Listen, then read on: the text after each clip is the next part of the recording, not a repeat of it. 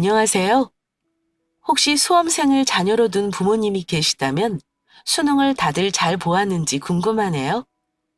결과야 어찌 되었든 그동안 최선을 다한 자녀와 아이 뒷바라지에 고생한 부모님께 응원의 메시지를 보내며 제 사연 시작해 볼까 합니다. 저 역시 해마다 수능철이 되면 자식이 모두 장성한 지금도 그때가 생각이 납니다. 자식 때문에 가슴 졸이는 부모 심정을 누구보다 잘 알거든요. 그때는 자식이 공부를 잘해서 좋은 대학에 들어가는 것만이 성공을 보장해주는 길이라 생각했습니다. 아마 대부분 부모들이 자식이 시험을 잘 봐서 흔히 말하는 명문대에 가는 걸 바라지 않을까요? 공부로 아이의 가치를 판단하거나 앞날을 예단하면서 학원비니 뭐니 아이에게 돈도 쏟아붓기도 하고요. 아이들을 다 키워놓은 지금 드는 생각은 뭐냐면요. 아무리 공부를 잘해도 사람 됨됨이가 되지 않으면 절대 반듯한 어른으로 성장할 수가 없다는 겁니다. 제가 내년이면 50대 중반의 나이입니다. 지천명은 하늘의 명을 깨닫는 나이라지요. 이 나이가 되어 보니 그동안 살면서 모르고 살았던 삶이니 진리가 눈에 조금씩 보이는 것 같네요. 그중에서도 저는 자식들 키우면서 가장 중요한 가치를 어디에 두고 살아야 하는지에 대해 제 사연을 통해 얘기해 보려고 합니다. 저는 지금 시부모님이 두 분 다 돌아가시고 안 계십니다. 아버지는 큰아이 중학교 때 돌아가셨고 어머니도 큰아이 고등학교 때 돌아가셨어요. 제가 큰 며느리라 두 분 제사만 지내드리고 있습니다. 저도 지금은 며느리 볼 나이가 다 되었네요. 저 24살에 시집아 큰아들이 내년이면 어른이고 작은 딸은 26이 됩니다. 딸은 대학 졸업하고 학원에서 아이들 가르치는 일 하고 있고요. 아들은 어린 나이부터 돈 벌겠다고 사업을 시작했는데 자랑 같아 부끄럽지만 이놈이 아주 대성을 했네요. 물론 부모인 제 기준에 그렇다는 겁니다. 코로나 전에는 아들이 저와 남편에게 깜짝 선물을 준 적도 있었습니다. 엄마, 아빠, 그동안 고생 많으셨죠? 이날 이때까지 좋은 데 한번 못 가고 저희들 뒷바라지 하시느라 힘드셨던 거 다 알아요. 제가 앞으로 살면서 효도 많이 할 거지만 일단 두 분 여행부터 보내드리려고 준비했어요. 세상에, 이게 뭐냐?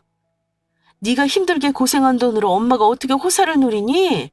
엄마, 내가 여행 보내준다고 할 때 얼른 가세요. 나 장가 가면 마누라 눈치 보느라 이런 거 쉽겠어요? 그 전에 아들한테 실컷 효도 좀 받으시라고요. 넉살 좋게 웃는 아들 녀석을 보면서 눈시울이 뜨거워지더군요. 큰아들이 저와 남편을 크루즈 여행을 보내주겠다며 통큰 선물을 하는 바람에 거의 한 달간 호화스럽게 여행을 즐기기까지 했는데요.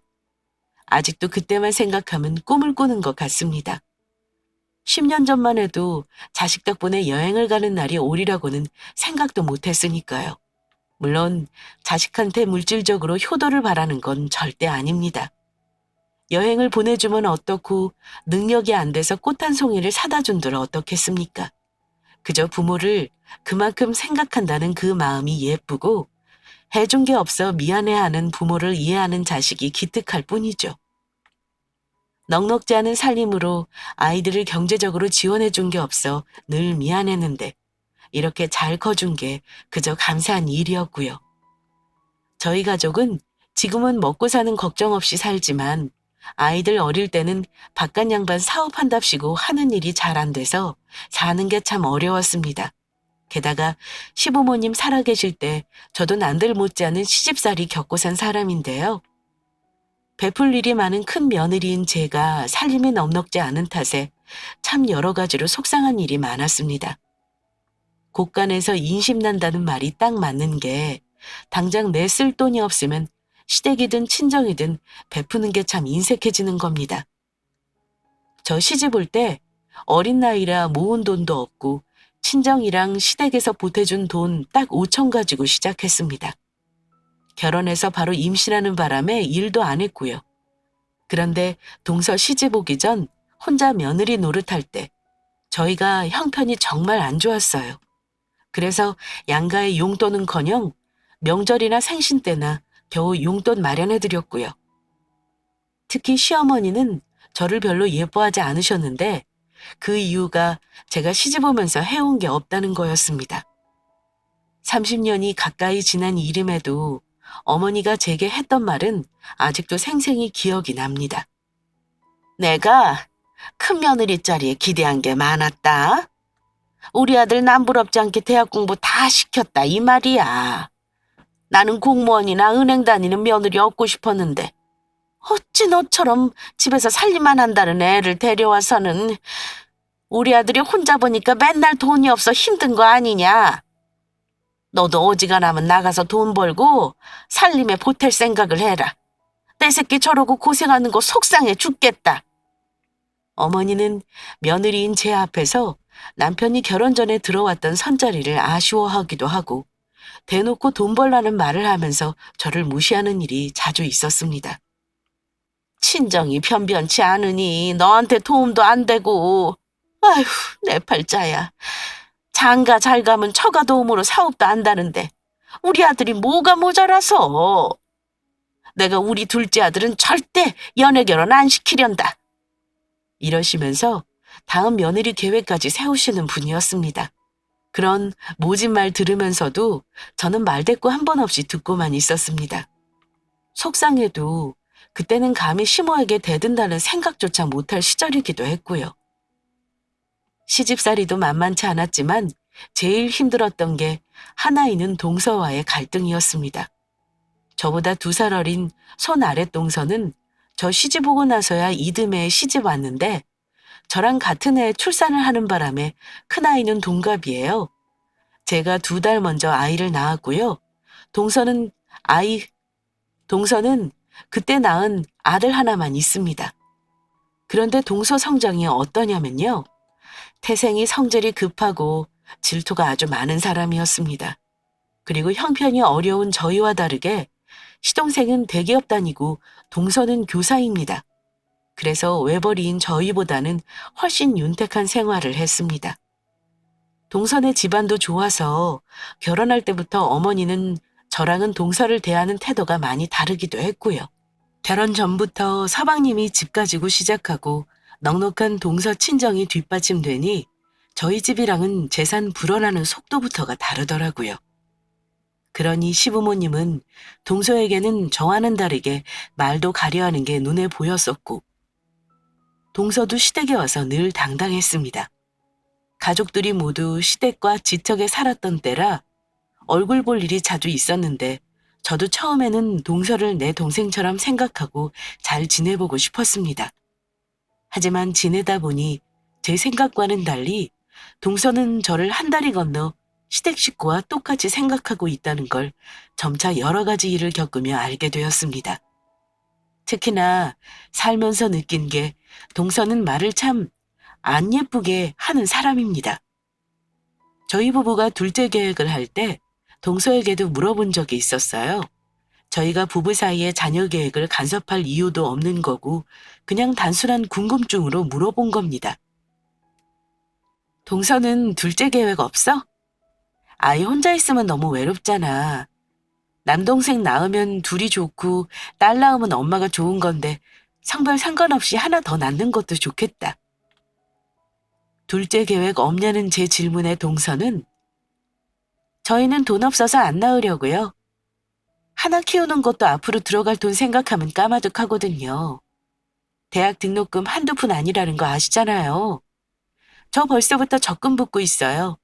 제 주위에 전업인 친구들도 그렇지만 워킹맘들도 다 아이 하나로 가족 계획 끝인 경우가 많아요. 다들 하나 놓고 묶어버리는 사람들도 많고요. 저도 돈 없어서 거지꼴 당하느니 아이 하나에만 올인해서 잘 키우려고요. 거지꼴이라니 말 참 무섭게 한다.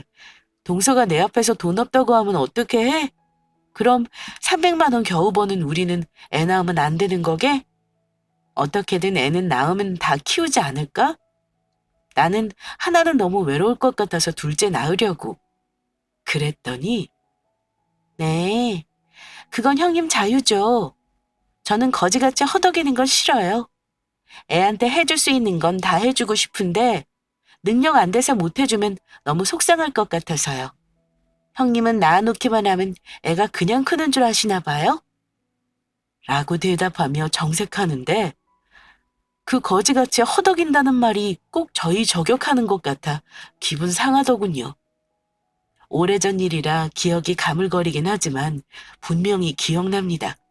둘이 아니라 셋을 낳아도 충분히 경제력 되는 부모들이 딱 잘라 아이에만 올인하겠다고 하며 본인들이 끝없이 가난하다고만 하는 게 이해 안 갔지만 제가 동선의 둘째 어쩌고 하는 건 지나친 오지랖인 것 같아 거기서 말은 관뒀습니다. 그저 궁금해서 물어본 말에 경제적 능력이 없으면 애 낳지 말아야 한다는 동서의 그 말이 은근히 상처가 되더라고요. 제가 너무 예민한 건지는 몰라도요. 저희 남편은 하는 사업이 힘들어서 틈틈이 막일 뛰고 늘 동생보다 못하다 비교되고 살지만 열심히 사는데 둘째 낳는다고 하는 게 참 죄인인 것 같은 기분이 들더군요. 어쨌든 그렇다고 알고 있었는데 그 뒤로 동선에는 정말 하나 낳고 더 이상 아이를 안 낳고요. 저희는 남매를 두게 되었네요. 그런데 자식이 고만고만하다 보니 은근히 스트레스 받는 부분이 있었는데요. 바로 애들 커가면서 알게 모르게 서로 비교가 된다는 거였습니다. 피부나 이목구비, 키 같은 생김새 비교는 당연하고 누가 한글을 빨리 떼었네부터 시작해 더 크면서는 학습적인 부분으로 저희 아이와 동서 아이는 어릴 때부터 비교하는 말을 들으며 자랐습니다. 특히 시부모님은 뭐가 아이들 듣는 데서도 대놓고 얘기를 많이 하셨습니다. 그것도 꼭 저를 끼워 넣어서 말씀하셨는데요. 정연이가 지 아빠 닮아 아주 근골이긴 하지. 기왕이면 아빠 머리를 닮았어야 하는데 머리는 너를 닮았나 보구나. 그러니 저리 공부머리가 없지. 어머니도 참 아직 어린데 공부머리가 없긴요. 학교 들어가면 잘하겠죠. 지금은 잘 놀고 잘 먹고 건강하게 크는 게 우선 아닌가요? 그래도 대성 부른 나무는 떡잎부터 보면 안다고 둘째나 봐라. 애가 얼마나 똘똘하냐. 둘째처럼 너도 애한테 신경 좀 써야지. 하고 한 날 밖으로 놀러 다니기만 하면 되겠니? 어머니는 동서 아이와 저희 아이들을 비교하면서 제 잘못을 자주 탓하시곤 했습니다. 저도 그때는 참 못났던 게 제 아이와 동서 아이가 비교되는 게 참 신경 쓰였습니다. 일단 우리 집과 동선에는 경제력부터 달랐으니 아이한테 드리는 돈도 당연히 달랐고요. 근데 꼭 돈 많이 들였다고 아이가 잘하는 거 아니라지만 조카가 어릴 때 제가 봐도 엄청 똑똑하긴 했습니다. 저희 아들과 동갑에 2달 늦는데도 너무너무 똑똑했어요. 우리 아들은 한글도 학교 들어가기 전에 등장 맞아가며 겨우 뗐는데 조카는 한글은 말할 것도 없고 수학 영어도 너무 잘하고 영재 교육도 따로 받고 있다고 하더라고요. 그리고 얼굴도 귀엽게 생기고 말도 조리 있게 참 잘하는 아이였습니다. 그에 비해 우리 애들은 평범했고요. 가족을 끔찍이 생각하시는 시부모님 덕분에 시댁에서 모이는 일도 많았는데요. 그때마다 시부모님이 애들 보시면 뭐라고 하실 정도였냐면 정연이가 너무 느린 거 아니냐? 뭐니 뭐니 해도 우리 장손이 똘똘하게 잘 커야 하는데 동생보다 못하면 어쩌냐 이 말이요. 워낙 조카가 똑똑하니 시부모님 눈에도 비교가 되었던 거죠. 아버님 보기에는 제 아들이 아주 평범하고 부족해 보이셨나 봅니다.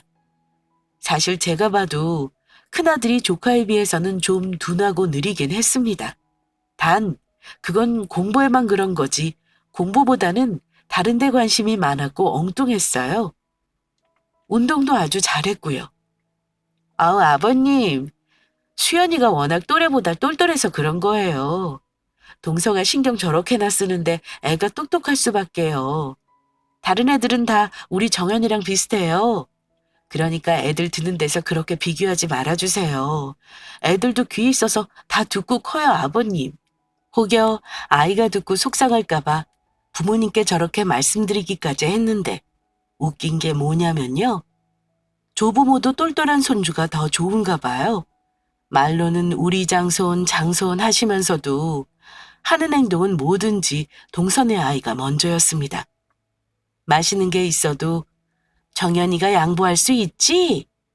이러면서 조카 입에 먼저 넣어주세요.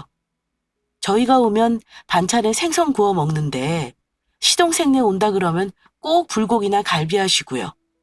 심지어 우리 아이와 동선의 아들을 보는 눈빛도 다르다 느꼈습니다.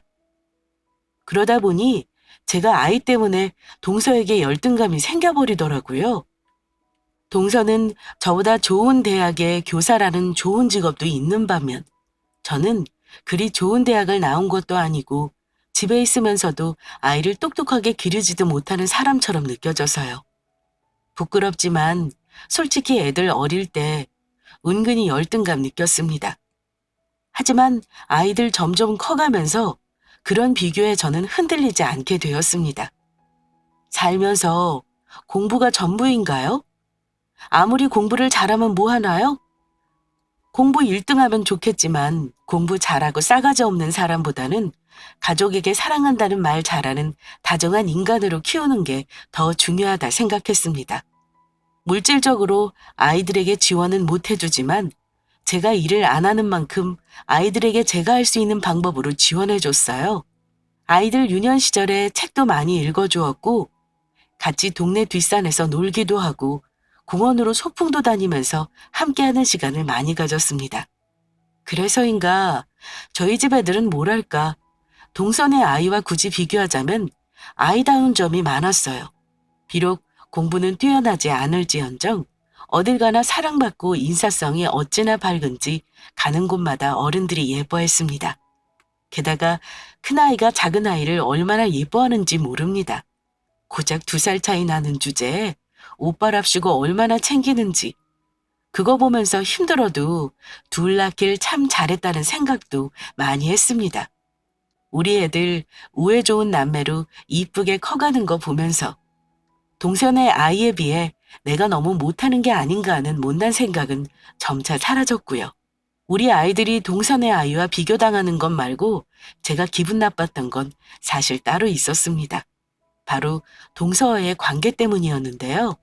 뭐 때문인지는 모르겠는데 동서가 은근히 저를 무시하는 걸 느낀 적이 많았어요.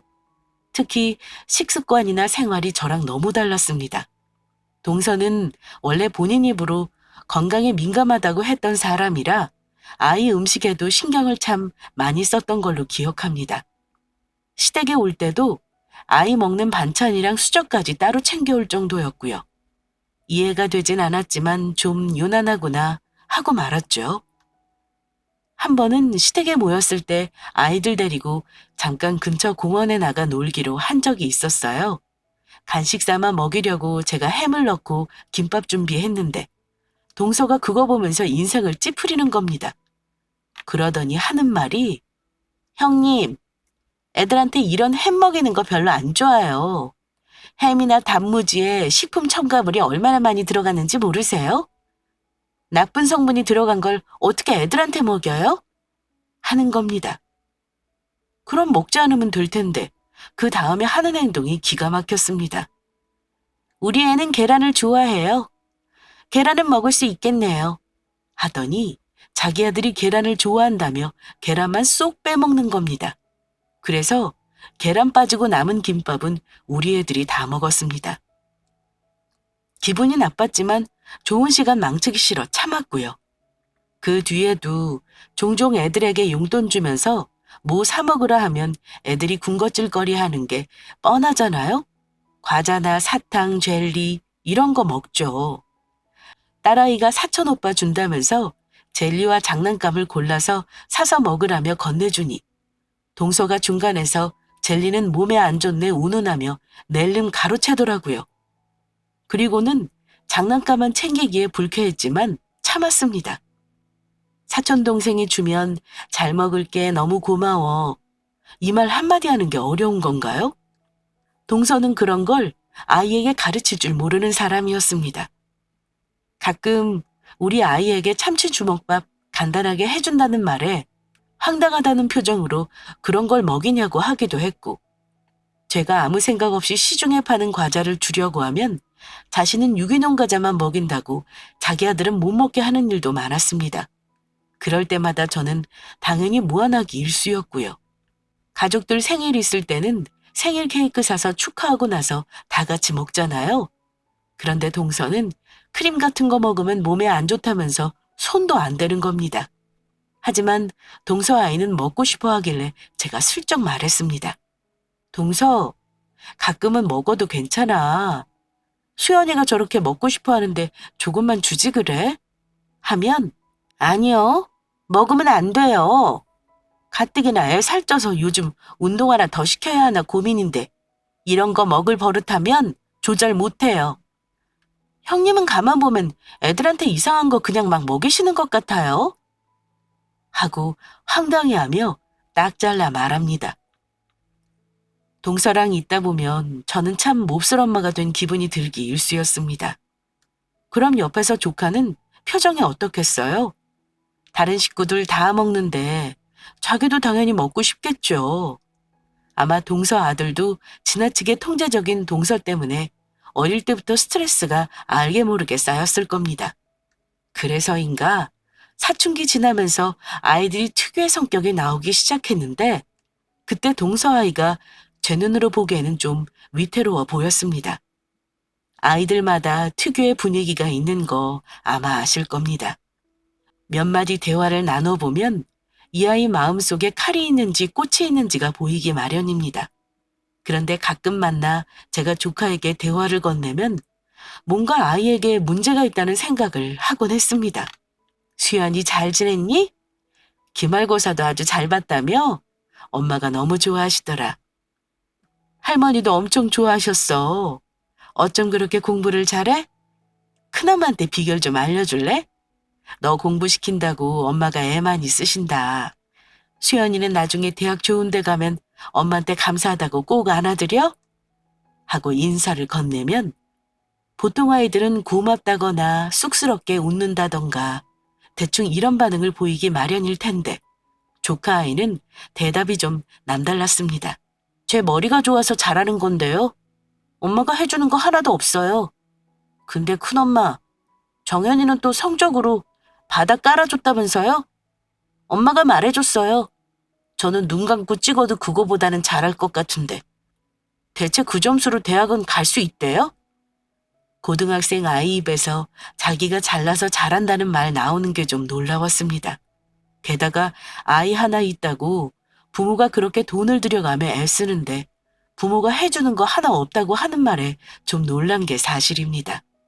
우리 정연이는 뭐 대학 못 가면 장사하고 싶다 그러네? 큰엄마는 그러라고 했지?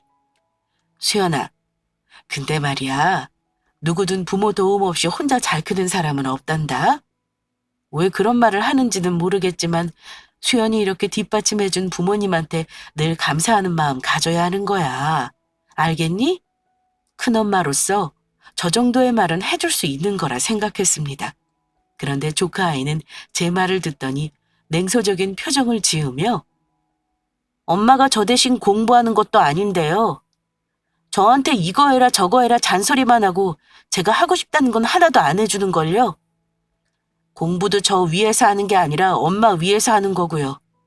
저는 대학만 들어가면 아무것도 안 하고 놀 거예요. 이런 말을 하는 겁니다. 안 봐도 뻔한 게 아마 동서 성격에 아이를 많이 밀어붙이며 키웠겠죠. 반면 저희 아들은 뭐랄까요? 공부는 못했지만 늘 해맑았어요. 시험 보기 전날에도 농구장 가서 신나게 땀 빼고 오는 게 우리 아들입니다. 제가 하도 속이 터져 공부하라 잔소리하면 웃으면서 이럽니다. 엄마, 지금 공부하나 안 하나 점수는 똑같을 거야. 그럴 바엔 지금 현재 내가 하고 싶은 걸 할래? 이런 공부 말고 진짜 내가 공부할 건 따로 있어. 바로 돈 버는 공부. 아이고 이놈아, 돈은 무슨 돈. 대학을 가야 취직이라도 하지. 한 개라도 맞으려면 조금이라도 책을 들여다 봐라. 응? 제발 부탁이야. 엄마 소원이야.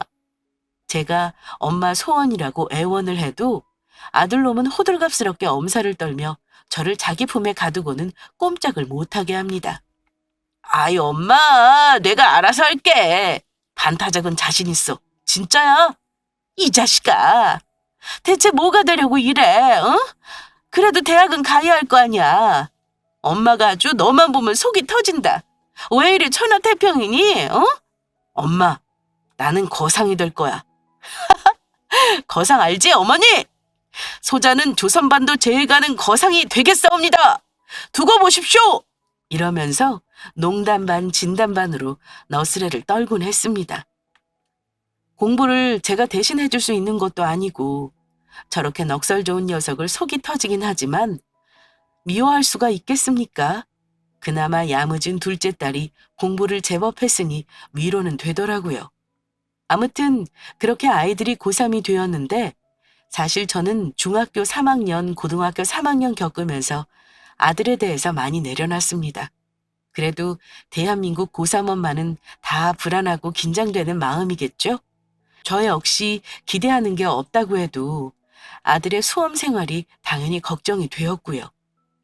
그런데 민감한 그 시절에 시댁에서 가끔 동서를 만나면 제 속을 뒤집어 놓곤 했습니다. 우리 아들이 공부를 잘 못한다는 거 다 알면서도 매번 시댁에 갈 때마다 자기 아들 자랑을 그렇게 하더라고요. 내신 1등급이라 최저만 잘 맞추면 스카이는 골라서 갈 수 있을 것 같아요. 생기부도 빵빵해서 수시 나오면 아마 거의 합격이겠죠. 형님, 정연이는 어찌 잘하고 있나요? 워낙 교육에 관심이 많아서 그런지 대학에 어디가 어떻고 얘기를 하길래 제가 그랬습니다. 동서, 나는 우리 아들 재수시킬까 봐. 속상해 죽겠다. 공부에는 영 관심이 없으니 말이야. 이놈이 재수하면 그래도 정신 차리고 하려나? 그랬더니 동서가 눈을 동그랗게 뜨며 놀랐다는 듯이 이러는 겁니다.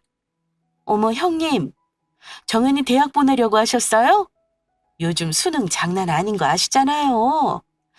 정연이가 공부머리가 있는 애도 아니고 재수생들도 얼마나 많은데요. 정말 각 잡고 안 하면 절대 성적 안 나와요.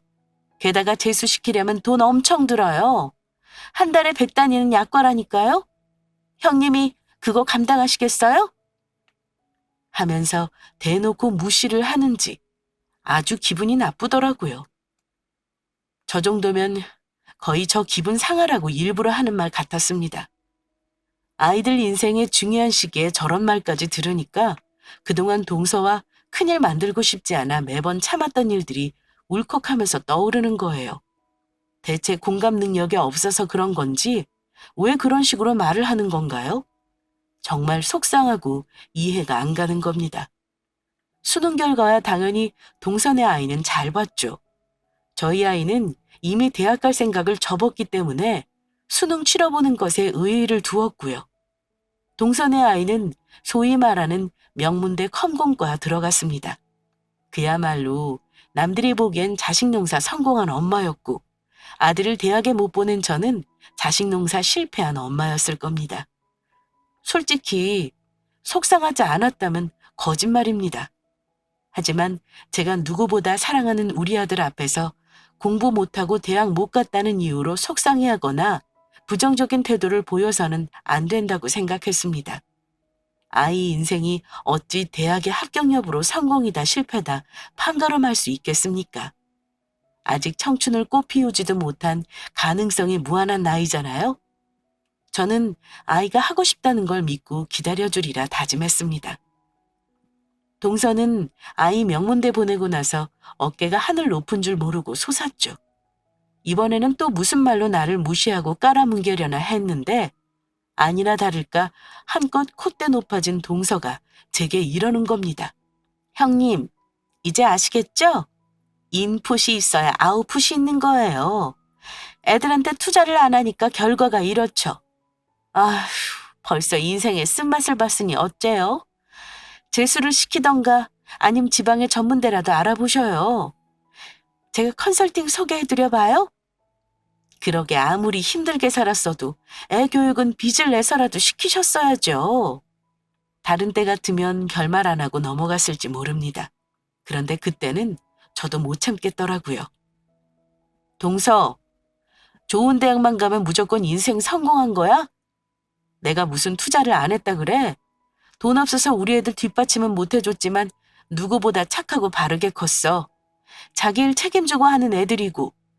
동서는 수연이 명문대학 보낸 걸로 성공했다고 생각하나 본데 인생 모르는 거야.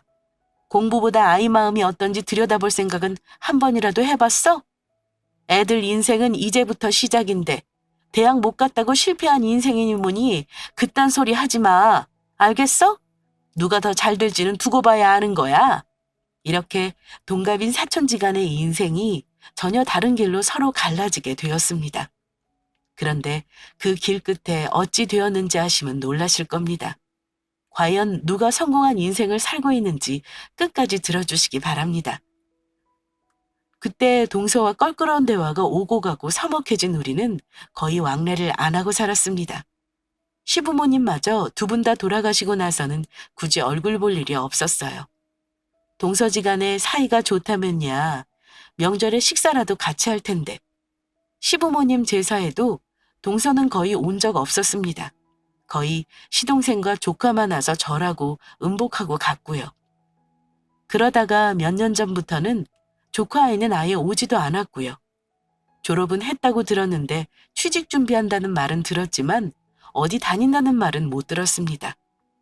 성격 좋은 우리 아들은 대학 안 가고 졸업하자마자 창업을 하겠다며 사업자 내고 공부를 그렇게 하더니 진짜 사업가가 되었고요. 물론 처음에는 많이 고전했죠. 그런데 이놈이 어찌나 수완이 좋은지 모릅니다. 몇 번 말아먹은 시행착오 끝에 한 번 빵 터지는 시점이 오더라고요. 그 이후로는 승승장구하고 있습니다. 저도 자세히는 모르지만 온라인으로 사업을 2개 하고 오프라인으로 직원도 6명이나 두면서 사무실을 운영하고요. 업체명이 워낙 특이해서 아마 말하면 아시는 분도 있을 겁니다. 자기 밥벌이나 하면 다행이다 싶었는데 아들 덕에 집도 사고 요즘에는 아주 톡톡히 아들 덕을 보고 있고요. 솔직히 말해 우리 가족은 아들 덕에 살만해졌습니다. 그렇게 10년이라는 시간이 흘렀네요. 그런데 한 3년 전부터 시부모님 기일에 우리 집에 오는 시동생이 낯빛이 안 좋더라고요. 시동생은 50살 딱 채우고 다니던 대기업에서 명예퇴직을 했는데요. 아는 후배와 좋은 아이템을 잡았다면서 사업을 시작했지만 그게 잘 안 되는 듯 했습니다. 그동안 모아놓았던 돈도 많이 까먹었다고 하는 말을 들었습니다. 그런데 더 충격적인 것은 제가 조카 아이의 안부를 물었을 때입니다. 서방님, 수연이는 어찌 취직 잘했나요? 같이 데려오지 그러셨어요. 얼굴 안 본 지도 한참 된 것 같네요. 대학도 좋은 데 나왔으니까 회사에서 서로 데려가려고 하겠어요. 그런데 제 말에 시동생이 한숨을 푹 내쉬는 겁니다. 형수님, 말도 마세요. 우리 집사람이 어디 가서 말도 못 꺼내게 하는데 저도 속이 터집니다. 우리 집사람 지금 알아놓은 이유가 다 아들 녀석 때문이거든요. 어머, 무슨 일이길래 그래요? 혹시 수연이한테 무슨 안 좋은 일 생긴 건가요?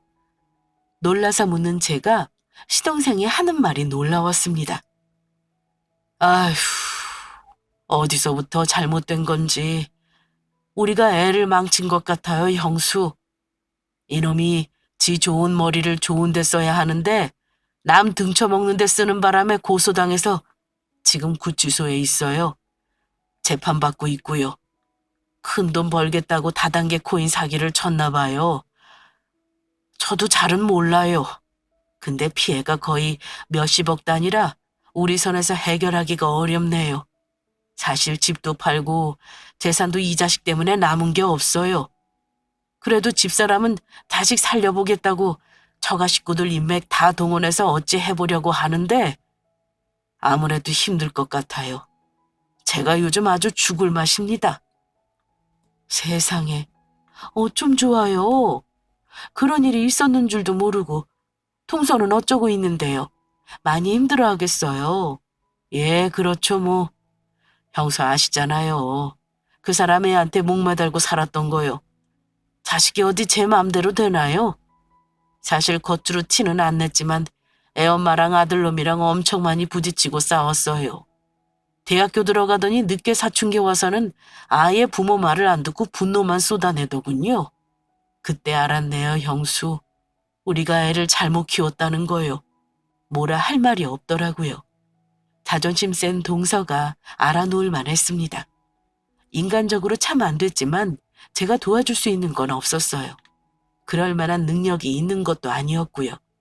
그런데 얼마 뒤에 한동안 연락 없었던 동서가 저한테 연락이 와서 이런 말을 하더라고요. 형님, 우리 사정 다 들으셨다면서요? 그래, 동서. 대충 얘기는 들었어. 수연이 어쩌면 좋으니 많이 속상했겠다. 그래도 가족인데 연락은 주지 그랬어. 우리가 큰 도움은 못 줘도 혹시 모르잖아. 저는 그래도 마음이 안 좋아서 위로를 해줄 생각이었습니다. 그런데 동서가 저한테 하는 말이 이랬습니다. 형님 얼굴 보기 쪽팔려서 연락을 더 못하겠더라고요. 형님은 통쾌하시겠어요? 누구 자식이 더 잘 되나 두고 보자 하시더니 결국 형님이 이겼네요? 어머, 동서. 지금 상황에 그런 말이 중요해? 왜 그리 사람이 베베 꼬였어? 모르겠어요. 그냥 너무 억울해요. 저는 애한테 최선을 다했는데 왜 우리 애가 저렇게 된 건지 모르겠어요. 형님은 방목하면서 키웠잖아요? 근데 정연이는 잘 된 거 이해가 안 가고요. 같은 말을 해도 어쩜 저리 밉살스럽게 말을 하는지 잠시나마 안쓰럽다 여기던 마음이 화로 바뀌더라고요. 다 잊고 살았는 줄 알았던 옛날 일이 떠오르기까지 했습니다. 저한테 건방지게 했던 말과 행동들이 생각나면서 사람 참 안 변하는구나 싶었고요.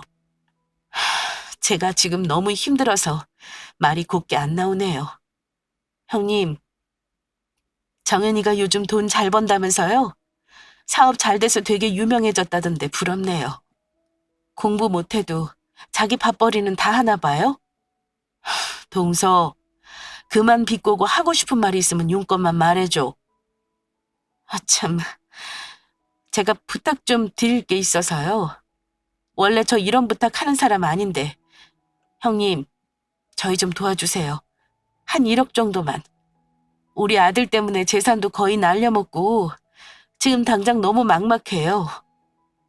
지금 나이에 제가 친정에 들어가서 살 수는 없는 노릇이라서요. 처음이자 마지막이라 생각하시고 돈 좀 빌려주세요. 아니, 돈 빌려달라는 말을 할 거면 제 비위를 맞춰야 하는 거 아닌가요? 하다못해 옛날에는 내가 형님에게 너무 심했다. 형식적인 사과라도 하던지요. 그런데 아쉬운 소리 하는 쪽에서 저리 사람 속을 뒤집어가며 말하는데 제가 왜 그 부탁을 들어줘야 합니까? 뻔뻔하게 돈 빌려달라는 말을 하는데 저도 성인군자는 못 되어서 부하가 치미는 걸 참지 못했네요. 동서, 돈 빌려달라는 말을 참 정성스럽게도 한다. 그렇게 말하면 동서한테 10,000원 한 장 못 빌려줘. 나니까 그런가 보다 하는데 절대 다른 사람한테는 나한테 말하듯이 하지 마. 동서는 같은 말을 해도 사람을 참 기분 나쁘게 하는 재주가 있어. 몇십 년이 지나도 그거 왜 못 고치니? 자네 아들 일만 해도 그래. 내가 예전에 그랬지? 공부도 좋지만 애 마음속 한번 들여다봐 주라고. 동서는 정말 중요한 게 뭔지 잘 모르는 사람 같아. 애 교육도 중요하지만 먼저 사람을 만들었어야지. 동서 부탁은 못 들어주겠다. 미안하지만 나는 그 큰 돈 빌려줄 만한 능력이 없어. 부탁해보려면 우리 아들한테 직접 말해보던가. 아무튼 동서 집안일이니 알아서 잘 해결해.